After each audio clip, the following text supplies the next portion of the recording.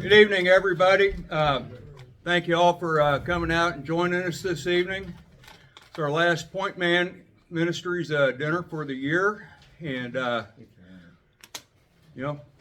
after tomorrow we'll be going into our new year, and we've got lots of things ahead of us. But as we close out this year, some of us have had a lot of triumphs in life this year. Some of us have had some tragedies and just difficulties in life, and I think we've all been there in one way or another. But we can always praise God that even when we have bad circumstances in life, that we can still find beauty in things. And for instance, I sat with my best friend, my lifelong best friend, last Friday night as he was dying from lung cancer, and he passed away early Saturday morning, and we had him cremated. And yesterday, death is always kind of sad. We're going to miss our loved ones. We're happy that they've gone to meet Jesus. But yesterday was such a beautiful day when we did a celebration of life. Took his remains out to Wyandotte County Lake, and we got out there. It was a beautiful day. The temperature was perfect out there, and we're driving around the lake, out on the dam. Just a huge flock, thousands of snow geese. It was just a sight to behold. And then drove on around, and the geese had all set down in the water down there in that area, and took my buddy's remains down to our old fishing hole down by the spillway, and the old tree trunk that he used to go cast his line out on down there by the spillway. We went down there and said a few words and prayed, and about that time a bald eagle came. It was coming south, and it kind of come around through that little cove right there, and it dipped down. I swear it felt like I made eye contact with that eagle as it was looking down towards us, and then it took off. And then the entire time you could just hear the geese honking and stuff over there. It was like music when I was emptying my best friend's remains into the water in our old fishing hole. It was a beautiful day, so even out of tragedy, we can always find something beautiful. So, thank you. Today, Jack and I, we went and picked up some food. Jack is organized with Walmart and a deal with the Salvation Army. We've been picking up food for the last 3 weeks, and Jack got this all organized for Point Man to do this. We've donated food to the church here. We've donated food to the VFW, and also we've got food for Point Man to help folks. So we got one more week. Jack worked out with the Salvation Army and Walmart this morning, and we've picked up we've had 3 full pickup beds full of food in my truck. And we're going to have another pickup load next week. So, good job to Jack on that.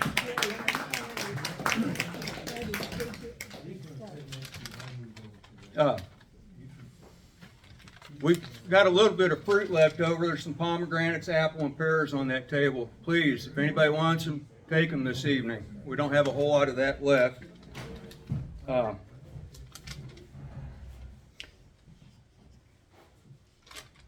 Donations.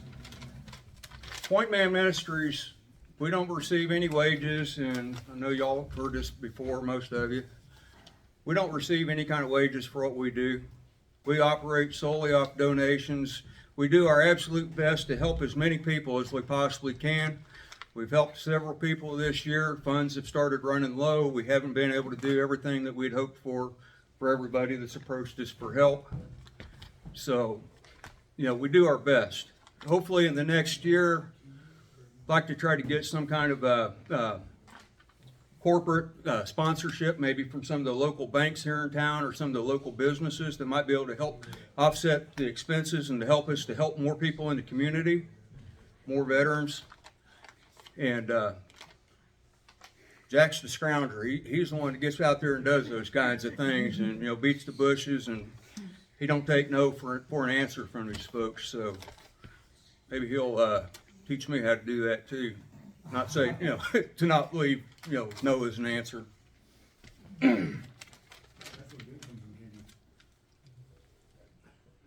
Our speaker this evening is Chip Lavine, retired military. Retired military. And you did say dual service, right? No, I thought you guys. Oh, no, I'm dual service. Yeah. He's retired military. He works. You work for the city, correct? Yep. He helps folks out when they get in trouble with their housing, with landlords, and probably a whole host of other things that I don't know about. But I'm sure he's going to put on a good presentation this evening. And hope for the new year. You know, there's a lot of bad things happening in the world, but you know, you got to create your own existence. It's up to us to make our own lives good. We can't wait for somebody to come and hand us a good life. We got to reach out and do the best we can each and every day, and kind of tune out some of the stuff that's happening out there, so it doesn't get us too depressed or anything. It's horrible, you know, when that happens for those of us with PTSD. But there's always opportunity. So, last thing on that, I found a verse I just wanted to read quickly. It's from 2 Chronicles 7:14. If my people shall humble themselves and pray and seek my face and turn from their wicked ways, then will I hear from heaven and will forgive their sin and will heal their land. That's my hope for 2023. And let us pray. Father in heaven, we thank you for all the glory and the blessings and everything you've given us over this last year, and we ask and pray that you continue your blessings in the next year and the year to come. We're humbled and honored that you sent your only Son to pay for our sins.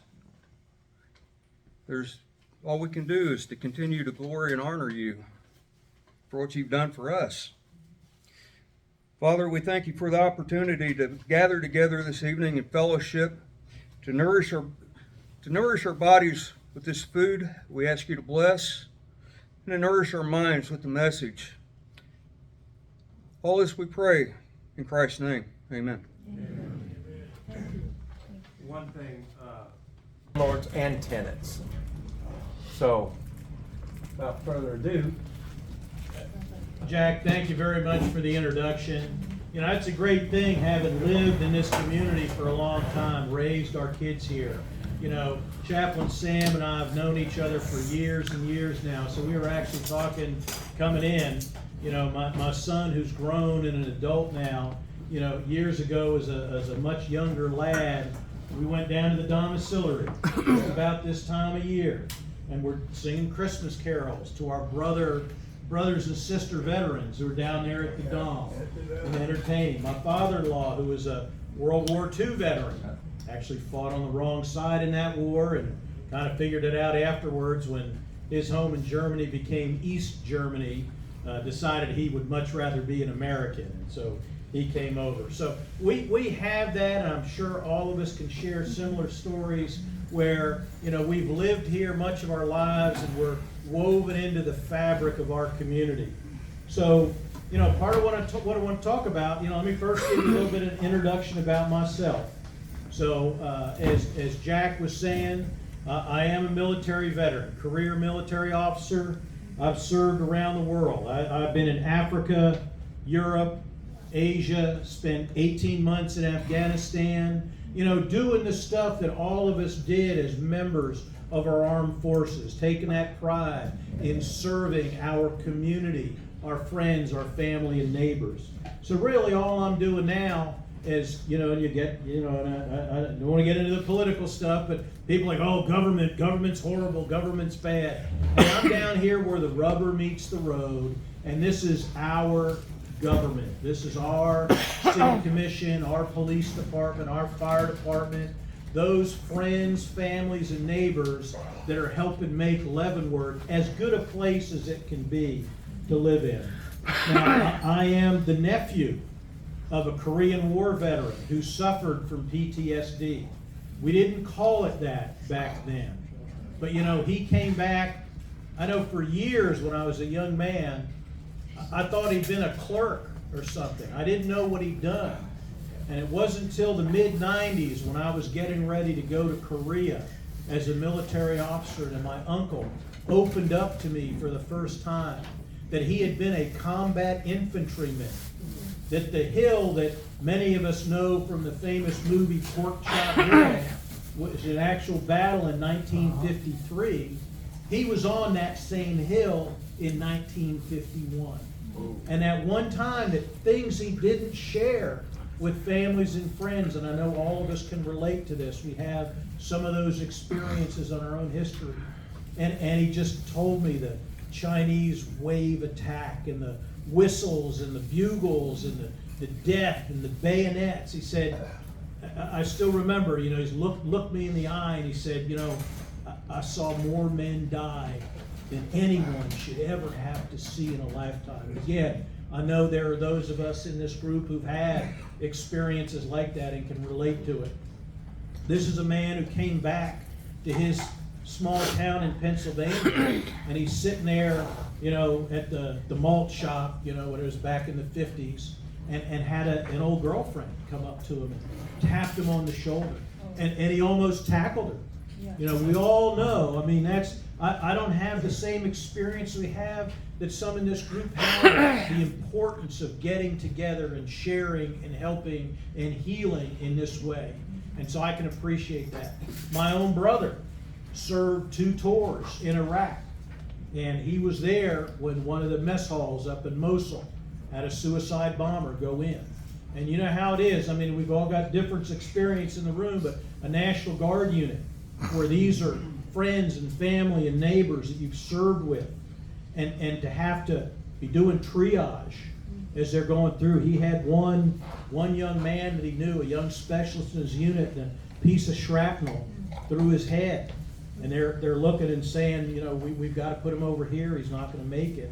But standing there, or sitting there, holding his hand, knowing that as long as there was still life, you know, that he needed somebody to be there with him. So I don't want to belabor those points there, but, you know, we've all had that experience of serving something higher than ourselves. That's a bond that we share through service to our country. So in my day job, my new job now, I work for the city of Leavenworth. I'm just, you know, one of those civil servants out there. Do I have any veterans here who are on the HUD-VASH program? Raise your hands. Nobody? Okay, so one of the things I work with, the U.S. Department of Housing and Urban Development, has a program for our veterans. It's the Veterans Administrative Supportive Housing Program.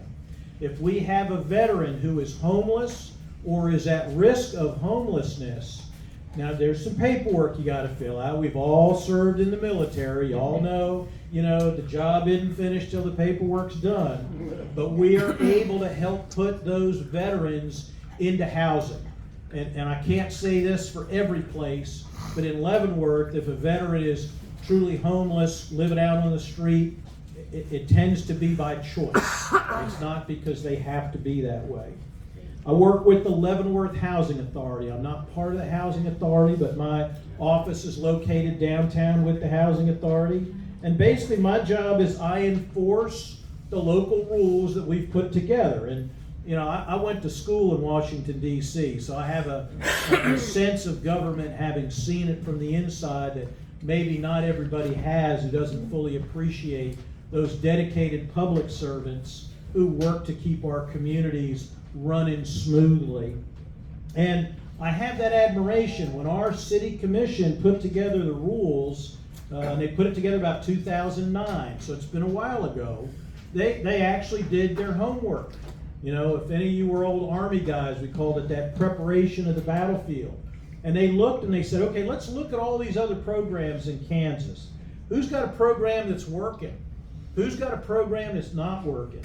And how do I make sure I bring the best possible program I can to Leavenworth? And of course, you know, a lot of the folks who've served on our commission, because we're a military community, we got folks who are veterans who've served in local government. So they made sure they put a program together that I like to think works pretty good for our community.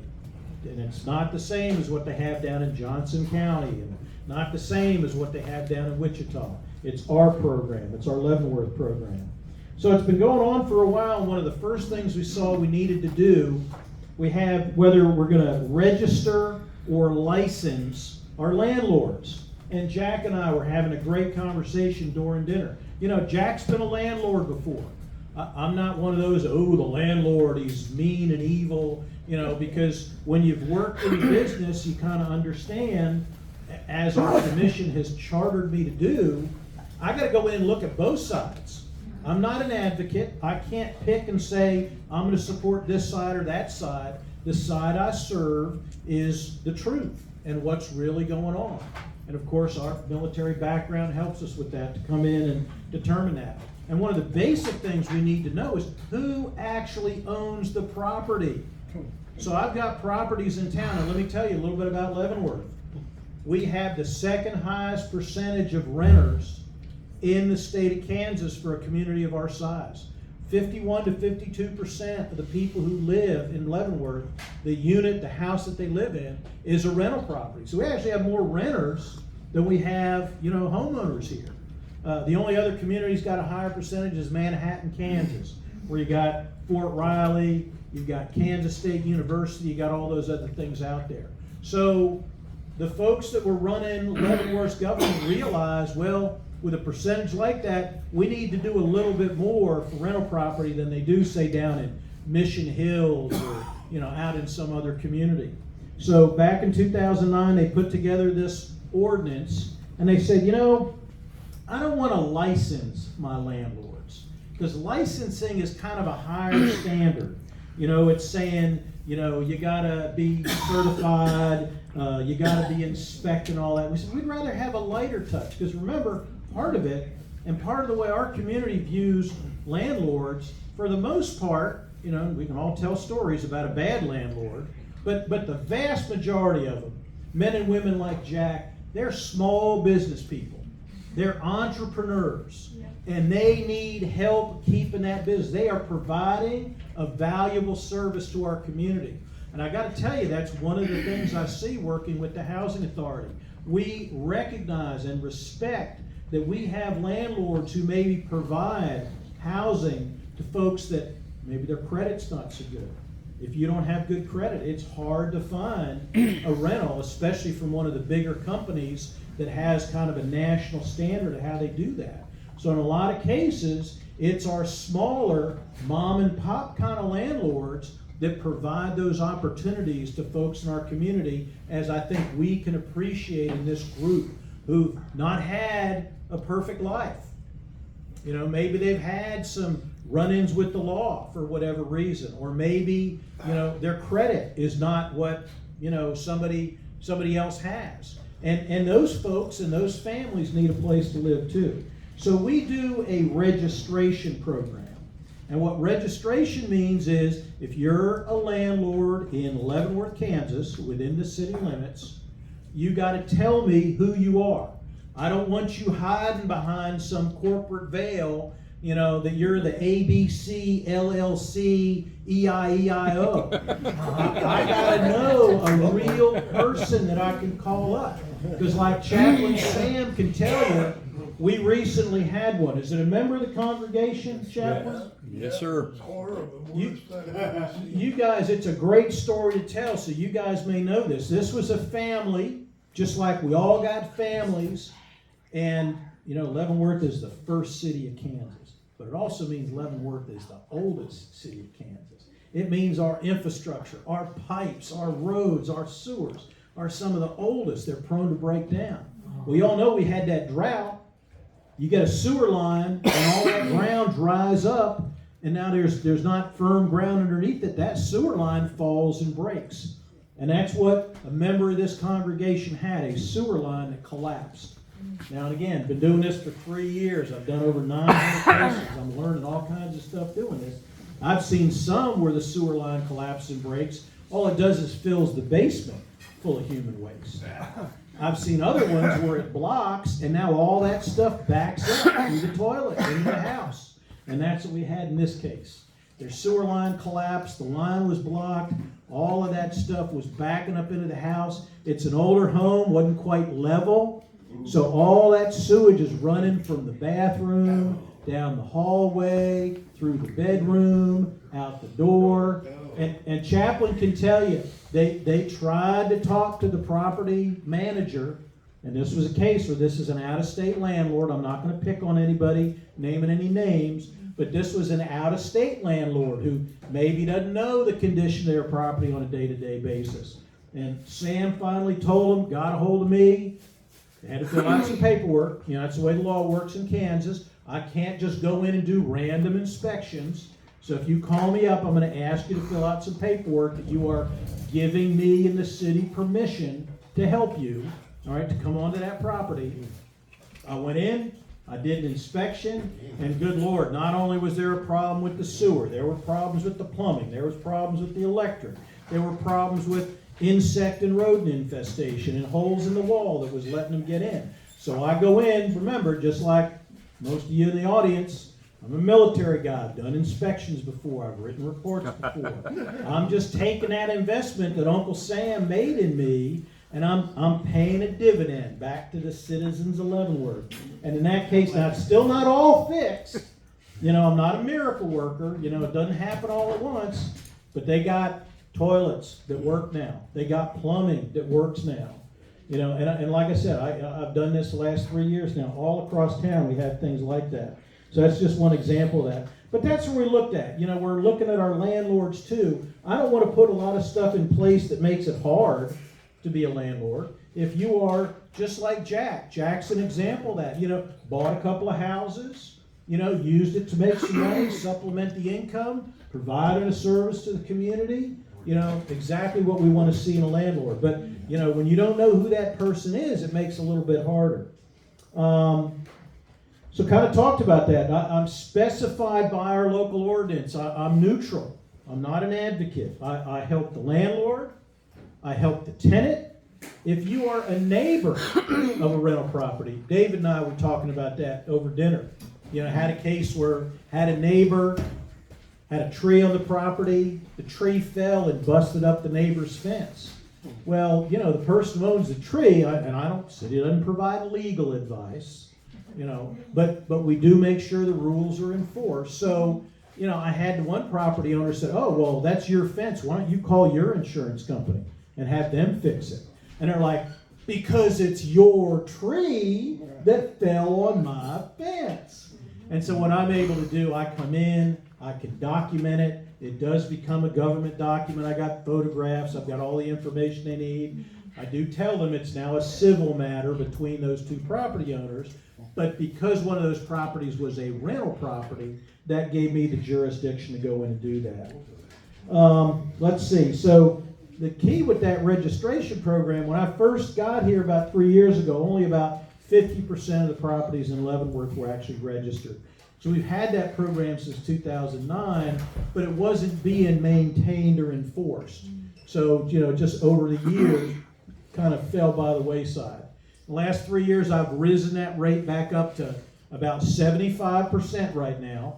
So that's like a 50% improvement over that time. We still have some that aren't registered, but by and large, when somebody calls me and they have an issue, over 90% of the properties that I get called about, I know who the owner is. I'm able to reach out to either them, and they may be out of state. Like I said, you know, you think about Leavenworth. How many different states do you think we have landlords from in the city of Leavenworth? Anybody want to take a guess? 50?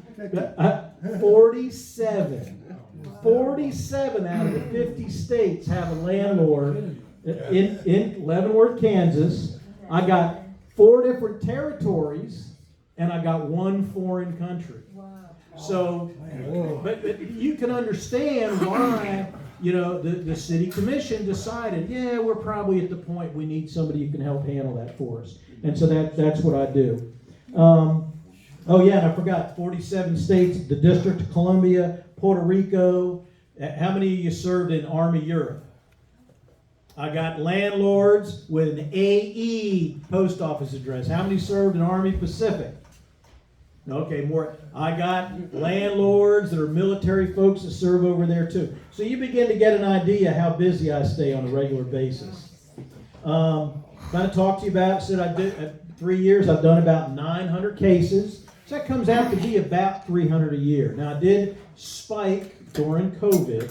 One of the things, Paul Kramer, great guy, he's our city he's the director or city manager, okay? And he's doing a great job for us. He signed me up to be a partner with the Kansas Housing Resources Corporation.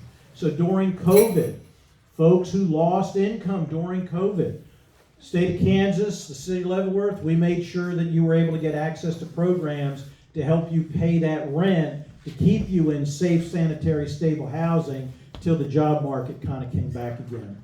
Same thing, Kansas Emergency Rental Assistance was a program we had, just ended this month. And over the last 3 years, and again, this is where I look at landlords too, we provided rental assistance to tenants to keep families in their housing so they didn't get evicted.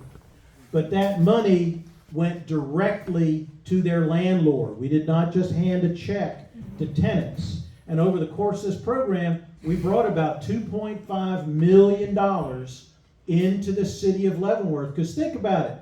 Jack's a landlord. I'm using Jack, not personally. He's not a landlord right now. But just to picture somebody, Jack's a generic landlord. You don't think he's got bills to pay?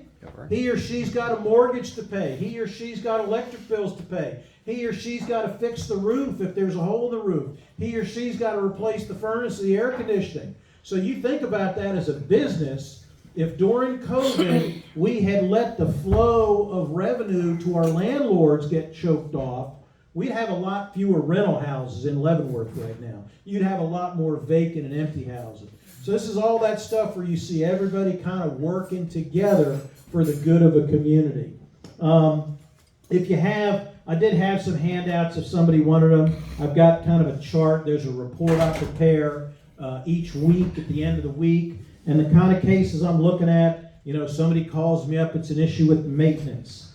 I may have an issue with infestation. I may have an issue with mold. It may be an issue with their security deposit. It may be an issue with their neighbors. We were talking about animal control. If you've got a rental property and those renters have animals and the animals are causing problems in the neighborhood, the way our rules are written here in Kansas, and I go under both state and local law, that owner is ultimately responsible for that. So, and I understand there may be somebody here who's got kind of an animal issue. You look at what I do, you know, my main hat is kind of a code enforcement hat. And what the code does, the code maintains a minimum standard. We're not looking at the Cadillac, we're looking at the Chevrolet. So I go in and I'll get people, oh look, there's a little scratch on the paint there. I'm like, okay, that's too bad, but that's not a code violation. That center beam running through that's bowed and bent, that's a code violation. That may be an issue with the structure. Now, I'm not necessarily the guy who's going to come in and say it's got to get fixed, but we will tell, and I work with other inspectors. It's just like being back in the military. You're part of a task force. You're working with a coalition of folks. I've got more technical inspectors who'll come in, and they may say, hey, landlord, we're concerned about that. You need to bring in a structural engineer, and we need to make sure that that structure is safe and sound. Give an example of one where we had like that. Had an old home in the northern part of town. Young entrepreneur thought, hey, I'm going to turn the upstairs into an apartment. And so without asking for a permit, without checking the zoning, they put in a kitchen and a bathroom and all kinds of other stuff upstairs. So I go down in the basement and you got that center beam that runs through the house. The stress of that additional weight had turned that center beam 45 degrees. It was tilted like this. And that's one, how many of you remember the Surfside a couple years ago down in Miami, right? Had that condominium that collapsed. Now, we don't have condominiums like that here in Leavenworth, but if we're not taking care and doing our job, being the other folks in the city government that do that, city staff, you know, we're at risk of having something like that happen. And every now and then you'll catch that in the newspaper. But that's all we're looking to do. We want to make sure we're protecting the people who live here in our community, that they're not going to have something like that happen. So that minimum standard. And I get, again, too, You know, I get that, folks, oh my God, damn, government taking money out of my pocket, all that stuff.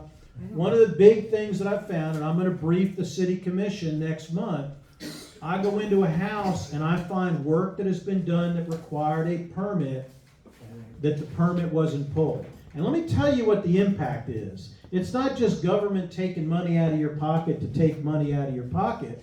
It's government wanting to make sure everybody's safe. So one of these older homes, they put in a hot water heater. And that hot water heater's got a temperature pressure relief valve.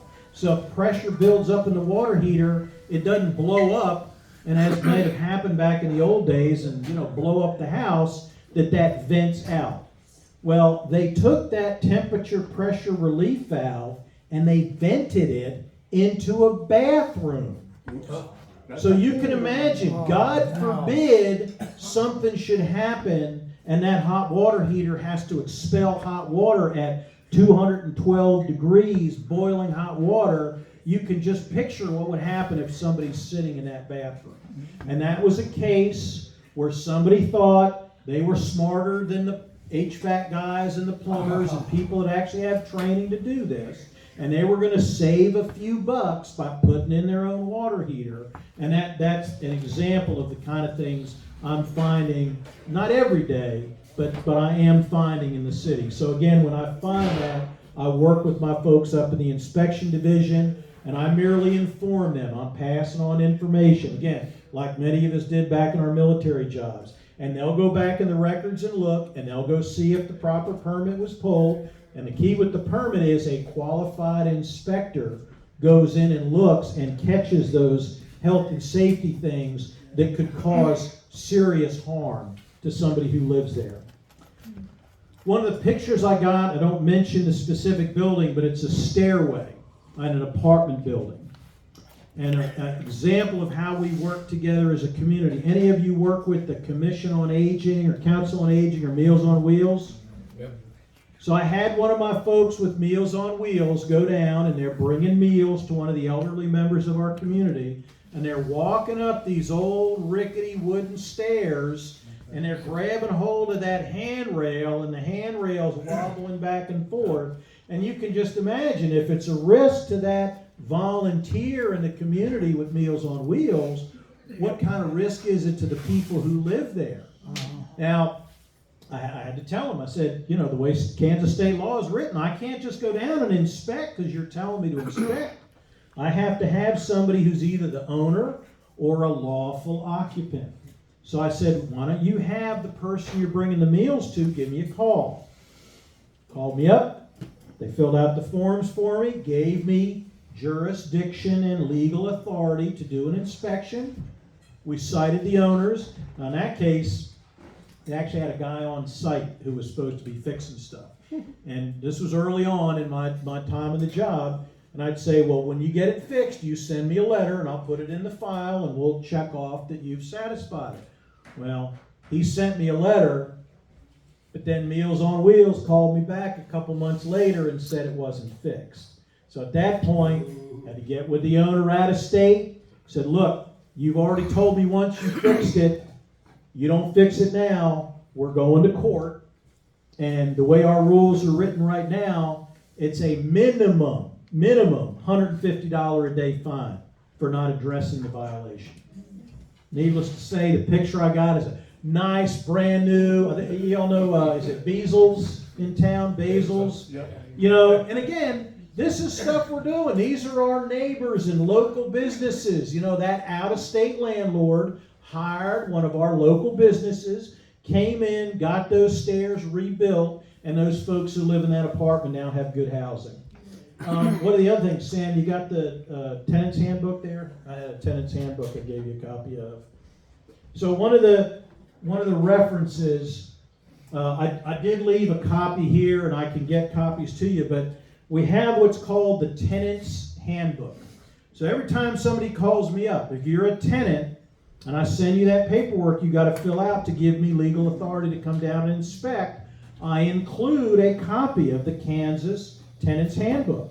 And in kind of soldier simple language, it tells you what your rights, because you do have rights, and your responsibilities are as a tenant. Now, same thing. One of my landlords calls me up and has a question. If they've never seen the Kansas Landlords Handbook, I send them a copy of that too. Because all I want to do is just raise the bar. You know, I want to see where more and more people know what the rules are. You'd like to think, you know, we know what's right and wrong from whatever education we have, but we also all know from our own experience that's just not a realistic expectation. But so that's kind of part of what I do too. It's an educational thing. It's informing people. It's teaching the tenant. It's teaching the landlord. It's teaching the neighbors. So some of the things you look at, and we had a great conversation up here, you know, during dinner. And kind of one of the number one things is just communicate. You know, you got a problem. Don't call the city and think you're going to sick Mr. Lavine on the landlord. Talk to the landlord, because that's the first question I'm going to ask you. Well, you're telling me you got a problem with whatever the problem is. Did you tell your landlord? When did you tell your landlord? Did you tell your landlord in writing, or did you just do it in a phone call? Because you all can imagine, you know, I do interact with the local courts, and I'll get that. Somebody will swear to me, yes, I told them about that, and I go ask the other party, and whether it's true or not, you guys see where I'm going with this. Oh, no, they never told me that. No, that never happened. So one of the things the handbook tells you, and especially as veterans, we understand this, you know, a verbal promise is not worth the paper it's written on. When you have it in writing, now I can begin to build that file. I can begin to build that case. If I have to take somebody to court, and I do have that authority to take people to court, but I use that authority judiciously. I don't use it frivolously. And I can tell you, in 900 cases over 3 years, I've only had to go to court 3 times. But that's because, you know, like we did in the military, you know, you build the case, you get the paperwork together. So by the time any of the folks who do this kind of work in the city come before the judge knows that that person has been given every opportunity to repair. They're going to get a letter in the mail. They're going to be, you know, sent a notice from the court if it gets to that point. They're given phone numbers to call. So I just gave you one example from one of these cases because it involved a veteran, and that's near and dear to our hearts in this group. I had an older gentleman, and he was a disabled veteran. And he was living in a rental house, and he and the property owner had been friends. Well, as sometimes happens, whatever, they had a falling out, and they weren't friends anymore. Well, but you're still a landlord, and you have legal responsibilities to your tenant. And that landlord said, well, I just don't want him to live there anymore. And I said, well, I'm sorry, you don't get that choice anymore. He's a tenant. You have responsibilities you got to follow. So when the heat went out in this disabled veteran's home, this smaller landlord thought he was going to be slick. I'm just not going to replace the furnace. And he's going to get so uncomfortable, he's going to move. Well, it's not the way it worked. This veteran was being treated at the VA. I worked with the folks at the VA on a regular basis, so I had his social worker. We kind of got the stuff together and gave him every opportunity to fix it until I told him, if you don't fix it, you're going to have to go to court. Well, he decided, I'd rather go to court. Okay, fine. We went to court. And the judge said, well, if you want him out, you're a landlord. There's a legal process to do that. It's called eviction. It's not real hard. I got some landlords in town, they do what's called pro se. That means they're their own attorney. I have others who go and get an attorney, and you file paperwork with the court. And again, there's a process. You got to provide notice. You got to tell the tenant, I propose to evict you. You've got to give them a reason, because you didn't pay rent, because you're not following the rules in your lease, for whatever reason. And if they disagree, you got to go to court. And you've got to be prepared to tell the judge, these are the reasons I want to evict this person. And you've got to give that tenant the opportunity to be heard to say, well, Your Honor, I know that's their side of the story. Here's my side of the story. Well, he didn't want to do that either. Now, you know, people want me to go to court and take people to court. I don't do that. What happens is, if a landlord has not followed the city's ordinances and rules, the city takes the landlord to court. At this point, it's really got nothing to do with the tenant anymore. And that's what we did. He didn't want to evict the tenant the right way. We went to court. He got the opportunity to make his case, and the judge said, great, you took a disabled veteran who was a legal tenant, you were a landlord, and you denied them heat in the middle of winter. And you were given every opportunity. You know, they pled, in that case, they pled not guilty. There was a trial. City got to present its evidence. The landlord got to present their evidence. And the judge laid a hefty fine on that landlord. Now, of course, that landlord could have just put a new furnace in and been done with it, but chose not to do that. Well, what's happened now, that's one of three. In 3 years, word kind of gets around, and it's just better to fix the problem than to have to go to court and do that. And the handbook and the laws talk about that. If you're a landlord, you have a legal right to maintain minimum standards. Chaplain was talking, we had that gross example of one with a collapsed sewer line. That definitely did not meet the minimum standard. You know, and you know, we'll go through with other stuff. The tenant has a responsibility as well. So like, we have smoke detectors in here. I'm kind of trained almost now. I look for that kind of stuff. I'm not here to inspect, so if you don't, but I'll go into a house. One of the things the fire marshal likes me to look at is whether or not the smoke detectors are there. The landlord is responsible to put the smoke detector in place, but the tenant is responsible to change the batteries. If you move into an apartment and there are roaches or rodents, and you let the landlord know at the time you move in, the landlord is responsible to fix that. The landlord is responsible to exterminate. But after you've been living there for several months, you are now responsible to maintain the property. So those are some of the things that are in there. It's basically just saying, look, comply with your lease, follow local and state law. If you're a landlord, collect the rent. If you're a tenant, pay the rent. If not, you go through the eviction process. So that kind of, I mean, I've covered a lot about what I do. What I want to do at this point is open it up. Do we have any questions folks have for me? David, I guess you get the first question here. What would you like to talk about here? Not really a question so much. I just really want to thank you for being here with us this evening. It's been a very enlightening conversation because you've answered a lot of questions I would have had, and I'm sure that everybody else in here has, had questions, whether it's from the tenant side, the landlord side. And with Point Man Ministries, we do everything we can to help our veterans in the community.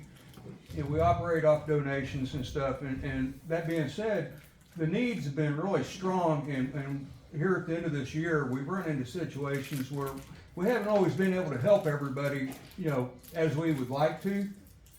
And but it's really great now, especially with the housing situation, to know if we have a veteran that's in need, that we can contact you, and you might be able to help them keep from becoming homeless. And just really want to say, on behalf of Jack, myself, Chaplain Sam, we really appreciate you being here this evening. And David, thank you. It was a great honor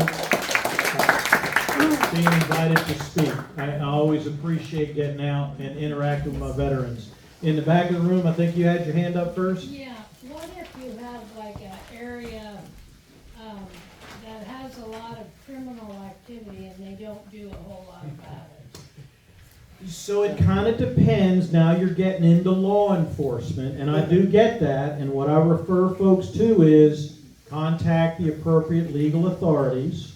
Now, and I do work with the police department in some cases. If there is a property that has become a blight and there's problems emanating from that property, we check to see if it's registered. If it's not registered, we try to contact whoever owns it, get them properly registered.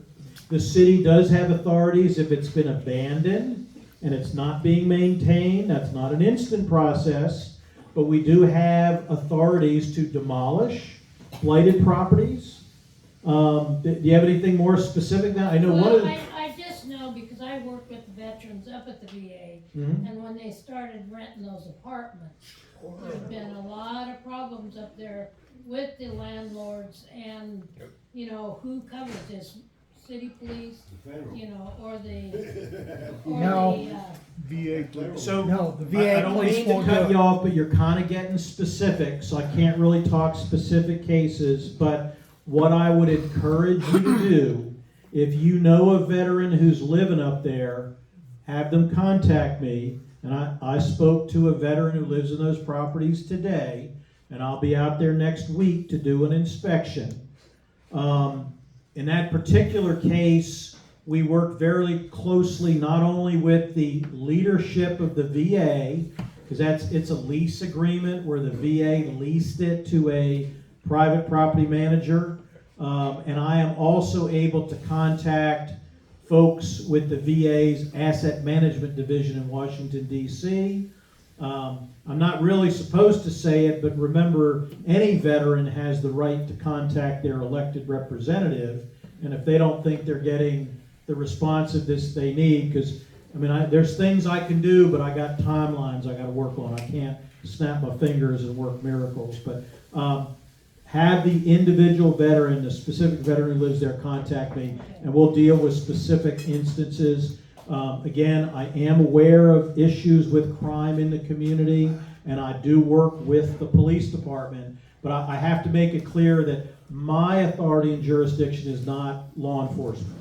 But where it's a problem with the property, and there is actually something in the ordinance, when a property's been abandoned and it's become blighted, and it's being used as a party house, or, you know, it's infested with rodents and cockroaches that are getting into other properties, I do have some authorities then. Does that help? yeah. Okay, thank you for the question. Got a question up here? Okay, I'm not a landlord, but I live right over here. And that road right there, okay, the old power, you know, the deal, they replaced them. Mm-hmm. You know why? Because it blew. Oh my gosh. And guess what it did to my, right now, for me to fix the electrical, the lowest bid I've gotten was $5,000. So are you a homeowner? So you own your property? No, I am paying a mortgage. Oh, no, but you're owning. So what I want to tell you then, not my jurisdiction, but, and there are income qualifications, but the city of Leavenworth, is that good government coming back again? Yeah. We have a program where you can get a loan or a grant. I'm not sure if it's $5,000 or $8,000. You got some paperwork you got to fill out. But if the roof is leaking, you need to upgrade the electric. You need a new furnace. You need a new water heater. Okay, get with Chaplain Sam. I mean, you can call me, and I'll have to refer you to the other office. There's an application you fill out, but you can get money as a mortgage payer that will help you make improvements to your property, if that's something that'll help you. Yeah, because, the electric company said it's not our, Right. and basically, right now, I'm just dealing. And I do have and I had to buy him on that, a membership down at the riverfront, so he can take showers down there. Oh, And I nice. have to go down there to take showers myself. See, that's the thing. Since you're a mortgage payer and you own it, my jurisdiction does not cover that. But for the kind of improvements you're looking to make, there is a program the city has. If there are those of you out there that have family members, younger family members that are looking to buy a home, for low-income families, first-time home buyers, the city has a program to get you, and again, I'm not sure, it's $5,000 to $8,000 to help pay for the down payment and to help you buy your own home. So, I mean, that's not programs directly in what I do, but you give me a call and I'll get you in touch with the right people. You can see if Yeah, you qualify for that. I know who you are, because we belong to the same VFW. Yeah, there you go. Other questions? I had one. Oh, Jack? Well, you answered mine basically, because I was gonna, you kept talking about, I used to be a landlord, and I was not a slumlord. I got news for you, I got letters from people. But there, things that us older people used to be able to do, you know, repairing things and doing. I would like to see, other than the $5,000 and $8,000 thing, is maybe they could start a program where you have some kind of construction people or plumbers, unions, and things of that nature. For, like, some things I can't, like me, for instance, I can't do some things. I've had 4 heart attacks, quadruple open heart surgery. I mean, you know, I've gone through a lot, no more than anybody else here. But the thing is, I can't do a lot of things anymore. And my house needs some repairs. I was hoping maybe you might guide me to something where I could get a grant writer or something to help, not just me, but other senior citizens, because the 48 goes out and we mow lawns, we buy new, appliances for the elderly, we mow their lawns, you know, we've done all of that. But we're only one group. So, Jack, I don't have a quick and easy answer for you, but one of the things I would suggest, because I network in the community, Bill Greenberg, a veteran, is the head of the Leavenworth County United Way. That might be a first organization to get with, because the United Way works with Catholic Charities and the Salvation Army and different groups. You want to open the discussion on that maybe there's a way to network and do that. You know, we've got, you know, a lot of great small businesses, you know, plumbers and carpenters and folks here in Leavenworth. Maybe there's a program they could develop that could help bring them in. That other force of nature I'd recommend to you is Sister Vicki Perkins, because she runs an outfit called Leavenworth Attainable Housing, and she's gotten houses that have been donated, and, you know, it's like, kind of like you were talking about, you all answer to a higher authority. This is not just, you know, kind of government kind of stuff, but she's able to get folks on these houses that she's rehabbing who will donate or provide labor and materials at cost. You know, again, I like to think in terms of our community and our businesses. Maybe it's something you get an outfit like Home Depot or Walmart that would be willing, if you get a program together, might donate or provide, you know, that carpenter's benefit, you know, a discount for the materials. Well, I know we've helped people in Missouri, Kansas, 48 has, and we've worked with Home Depot and others. I've never worked with the local ones yet. And we've had them donate 100% of the material. All we had to do is get the volunteers for the labor to go out and help people. But I've never done anything locally. Jack, I think that's a great idea. I mean, kind of start, you know, drive a stake in the ground. Maybe it's something, if it's veteran-based to start with, and you can work through VFW and Legion and DAV, and maybe, I don't know what kind of programs the VA might have, you know, but if you start with what you can do to help veterans, and then you can use the experience you gain from that with how can you expand that to members of the church, members of other networks and communities within the town. I don't know what our time is. I realize, you know, we don't want to keep people here all night. I mean, I was joking with the folks at dinner. I could talk about this stuff all night long, but I really, it was a great honor to be invited.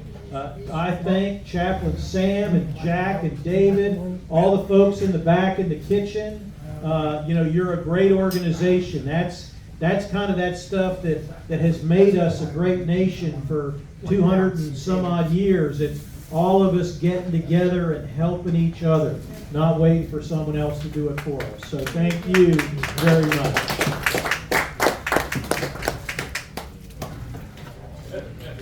Yeah, we'll get it. Stand up.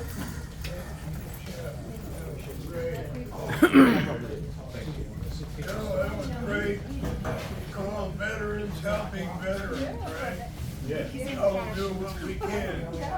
We can't help and find somebody that can. So we always end with Psalms 23, and then we sing God Bless America. So the Lord is my shepherd. I shall not want. Maketh me to lie down in green pastures. He leads me beside the still waters. James said, yea, though I walk through the valley of the shadow of death, I will fear no evil, for thou art with me. Thy rod and thy staff, they comfort me. Thou preparest a table before me in the presence of my enemies. Now anointest my head with oil, my cup runneth over. Surely goodness and mercy shall follow me all the days of my life, and I shall dwell in the house of the Lord forever. Bless America, land that I love. Stand beside her and guide her through the light with the light from above. From the mountains to the prairies, to the oceans, white with foam. God bless America, my home, sweet home. God bless America, my home, sweet home. Heavenly Father, just thank you for Chip. Thank you for all the great work that he's doing and the work that we can be doing and ideas that we never even had that we could fix this or get involved. God bless us and the Leavenworth and surrounding areas. Lord, help us to look out and be a good neighbor. God bless. Amen. Amen. All right.